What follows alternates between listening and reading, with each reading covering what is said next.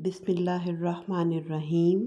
अस्सलामुअलैकुम व्यूअर्स, कैसे हैं आप सब? उम्मीद करती हूँ आप ठीक होंगे। अल्हम्दुलिल्लाह मैं भी ठीक हूँ। आज मैं आपके साथ मकई की रोटी की रेसिपी शेयर करने जा रही हूँ, जिससे अब मकई की रोटी बनाना बहुत ईजी हो जाएगा। मैंने 1 गिलास पानी लिया है, उसको बॉईल कर लिया है।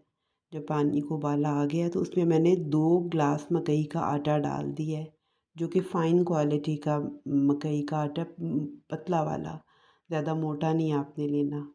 उसको मैंने अच्छे से मिक्स कर लिया है। इस टाइम पे मैंने चूल्हा बंद कर दिया हुआ है नीचे से।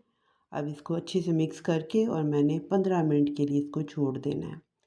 15 मिनट जब हो गए तो फिर मैंने इस मटेरियल को निकाला है, और जिस बर्तन में मैंने गूँदना है उस पे मैं सारा मटेरियल जो है वो निकाल लूँगी और इसकी जो है नीडिंग शुरू कर दूँगी, यानी कि इसको गूँदना मैं शुरू करूँगी।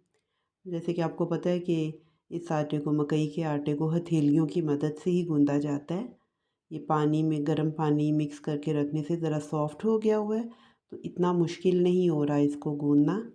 तो इसको मैंने वैसे पानी साथ रख लिया है, साथ साथ थोड़ा पानी जो मुझे चाहिए होता है वो मैं साथ ले रही हूँ और इसको अच्छी तरह से हथेलियों की मदद से गूँद रही हूँ। ये तकरीबन मुझे 5 से 7 मिनट लगे थे इसको अच्छी तरह से मसल मसल के गूँधा है। तो ये देखिए, अब बिल्कुल सॉफ्ट मेरा आटा जो है वो तैयार हो रहा है। तकरीबन अब मेरा आटा जो है वो तैयार हो चुका है। अब मैं इससे पेड़े बना लूँगी। अगर आपने पहले पेड़े बना के रखने हैं तो आप रख लें, नहीं तो साथ साथ भी आप बना सकते हैं। कई लोगों का मटेरियल जो होता है वो थोड़ा सख्त हार्ड हो जाता है, तो वो फिर अगर बना के रखते हैं पेड़े तो वो सॉफ्ट नहीं रहते हैं ना, इसलिए वो साथ साथ बनाते हैं। पर ये मटेरियल माशाल्लाह काफ़ी अच्छा बना हुआ है, इसलिए मैंने पेड़े जो हैं वो 2-3 मैंने इकट्ठे कर लिए थे, बाकी फिर मैं साथ साथ करती जा रही थी। और मैंने मकई का आटा खुशके के तौर पे भी वही साथ रखा है। अब मैंने बेलना शुरू कर दिया है रोटी को, जैसे आम रोटी, गंदम की रोटी हम बेलते हैं उसी तरह ही ये बेली जा रही है। कोई इतना मुश्किल नहीं हुआ था कि जैसे पहले हम कोई मकई की रोटी बनाते थे तो बहुत ज़्यादा मुश्किल लगता था। इस ट्रिक को फॉलो करने से ज़रा काफ़ी इजी हो गया है। बिल्कुल मैंने, अब देखें, रोटी इजीली बेली जा रही है मेरी। अब मैंने ये रोटी बेल के तो उसको तवे पे डाल दूँगी। मैंने आटे को गूँदने में भी और इसको खुशका जो यूज़ किया है वो बिल्कुल सिर्फ मकई का आटा ही मैंने यूज़ किया है। मैंने बिल्कुल गंदम का आटा इसमें बिल्कुल नहीं डाला, बिल्कुल मकई के आटे से ही सारा कुछ किया है। अब ये मैंने रोटी जो है तवे पे डाल दी है और इसको मीडियम टू लो फ्लेम पे ही बस इसे कुक करना है। जैसे आम जैसे रोटी बनाते हैं, इस पर घी लगा के मैं इसको करूँगी, थोड़ी से क्रिस्पी भी हो जाती है और थोड़ी सॉफ्ट हो जाती है रोटी।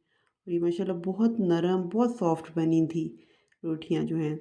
बहुत मज़ा आ रहा था इसको खाने से। वैसे भी साग के साथ तो मज़ा आता ही, वैसे भी हाली खाने से भी बहुत ज़्यादा टेस्टी लग रही थी कि मक्खन के साथ वैसे ही खाएं तो वो भी बहुत मज़ा इससे आ रहा था खाने का। ये देखिए, इसकी साइड जो सेकी जा रही है, आहिस्ता आहिस्ता मैं दोनों साइड्स जो हैं वो इसकी सेक लूँगी। और अगर आप इस तरह ही बनाएंगे तो ये आपकी भी रोटियां बहुत अच्छी, बहुत सॉफ्ट बनेंगी। आप अगर इसी तरीके से जो मैंने आपको ट्रिक बताया है, आप इसी को फॉलो करके आप बनाएं तो आपकी रोटियां भी बहुत अच्छी बनेंगी। जैसे हम गंदम का आटा भी जब रोटी बनाते हैं, आटा गूंदने के लिए रखते हैं, तो थोड़ी देर अगर उसको हम पहले 10-15 मिनट के लिए मिक्स करके छोड़ दें और फिर उसको हम गूंदें तो उस पर भी बहुत कम एफ़र्ट लगती है। सेम उसी तरह ही बस इस आटे को भी हमने किया है कि बस इसको थोड़ी देर गर्म पानी में ज़रा भिगो दिया है, तो उससे जो है वो उस पर इतनी एफ़र्ट भी नहीं लगी है और रोटियां भी जो हैं वो सॉफ्ट और बड़ी अच्छी बन रही हैं। चलिए, अब ये मेरी रोटी जो है दोनों साइड से सेकी गई है। दोनों साइड से ये सुनहरी हो गई, लाइट लाइट इसके ऊपर मार्क्स जो हैं रोटी के आ चुके हैं। ये बहुत अच्छी, बहुत मज़े की रोटी बन गई है। अब आप इसको सर्व करें मगर साग के साथ, और सबको मैं साथ साथ ही बना रही हूँ, साथ साथ सर्व करती जा रही हूँ। चलिए, अब मैं आपको, ये तो हमने बनाया ना घी लगा के, इसी तरह सेम यही बिल्कुल उसी तरीके से मैं आपको फुल्का भी बनाना सिखाती हूँ।